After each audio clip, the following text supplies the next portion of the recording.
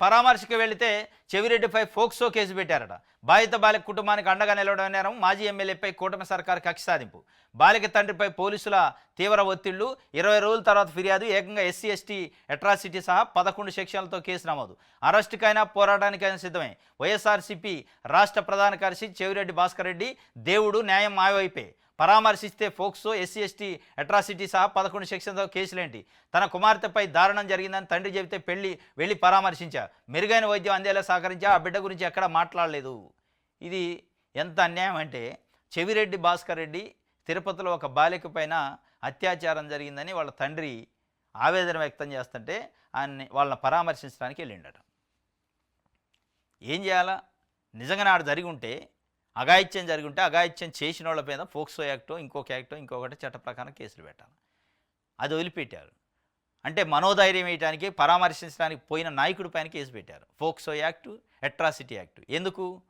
ఆడేం జరగకుండా జరిగింది అన్నట్టు పోయి చెప్పిండానండి. చెవిరెడ్డి భాస్కర్ రెడ్డి నిజంగానే జరగకుండా జరిగిందని చెప్పాలంటే ఇక ఆ బాలికకి ఎందుకు చెప్పాలా? దేశం మీద బాలికలు లేరు, మహిళలు లేరా? నిజంగానే చెప్పాలి అనుకుంటే, నిజంగానే ప్రాపగండా ప్రభుత్వం పైన చేయాలనుకుంటే స్పెసిఫిక్గా అక్కడికి ఎందుకు పోతారు? అక్కడేదో ఇన్సిడెంట్ జరిగింది. ఆ ఇన్సిడెంట్ జరిగిన దాన్ని బ్లాక్మెయిల్ చేసి తల్లిదండ్రులని ఆడపిల్ల జీవితం ఆగమైతే నువ్వు బయట చెప్పొద్దు, జరిగిందని చెప్పకుండా ఉండాలి అని ప్రభుత్వ యంత్రాంగం ఒత్తిడి చేసింది. జనరల్గా కూడా కుటుంబాలలో ఆడపిల్ల విషయం, అమ్మాయి విషయం బయట ప్రాపగండా జరగద్దు, ఏం జరగలేదని చెప్పుకోవడానికి ఎక్కువ ప్రయత్నం చేస్తారు పేరెంట్స్. ఎందుకంటే జరిగినప్పటికీ, ఎందుకంటే ఆ అమ్మాయి భవిష్యత్తు కోసం ఎవరైనా సహజంగా దాన్ని ఆ వీక్ పాయింట్ కనిపెట్టి పోలీసులు అక్కడ యంత్రాంగం ఏం చేస్తుంది? అసలు అక్కడ ఏం జరగకపోయినా ప్రెస్లోకి వచ్చి చెవిరెడ్డి భాస్కర్ రెడ్డి అత్యాచారం జరిగింది, బాధితులను శిక్షించాలి అని మీ అమ్మాయి గురించి అన్నాడు కాబట్టి, మీ అమ్మాయి పరువు తీసిండు కాబట్టి నువ్వు కేసు పెట్టు అని చెప్పి కేసు పెట్టించారు. 20 రోజులు అతని పైన ఒత్తిడి చేసి కేసు పెట్టించారు. 11 సెక్షన్ల కింద చెవిరెడ్డి భాస్కర్ రెడ్డి మీద కేసు పెట్టారు. 2 సార్లు ఎమ్మెల్యే. నిజంగానే ఆయనకి ఏం కక్ష ఉంటుంది? ఆ అమ్మాయి మీదనో, ఆ అమ్మాయి కుటుంబ సభ్యుల మీదనో, కుటుంబం మీదనో ఏముంటుంది? అయితే గీతే అని ఆదుకునే అవకాశం ఉంటే ఆదుకుంటాడు ఏ నాయకుడైనా. ఏముంటుంది ఆయనకి? ఈయనకి గట్టి పంచాయతా, లేకపోతే ఆయన ఎదురెదురుగా పోటీ చేశారు ఎమ్మెల్యేకో ఎంపీకో? చేయలేదు కదా. వాళ్ళొక సామాన్య కుటుంబం, నష్టం జరిగింది, చేయి తీయటానికో ఏదైనా సాయం చేయడానికో పోయిండు. దాన్ని ఈ రకంగా చెప్పారు. వంగలపూడానితో హోంమంత్రి గారు ఏం చెబుతారంటే, అమ్మాయిలపైన మహిళలపైన అఘాయిత్యాలు జరిగితే వాళ్ళకి అదే ఆఖరి రోజు అంటున్నారు. ఆఖరి రోజు ఎవరికి అవుతుందో తెలుసా? ఇగో వీళ్ళకి పరామర్శించిన వాళ్ళకి అవుతుంది. జైలుకు పంపించే కార్యక్రమం చేస్తున్నారు. ఇది కాదు మీరు చేయాల్సింది. పరామర్శించిన వాళ్ళు, భరోసా ఇచ్చిన వాళ్ళు జైలుకు పంపటం కాదు మీరు చేయాల్సింది.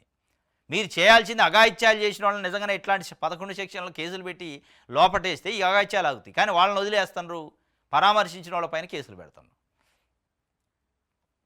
20 రోజులు ఒత్తిడి చేశారట ఆ అమ్మాయి వాళ్ళ తల్లిదండ్రి పైన.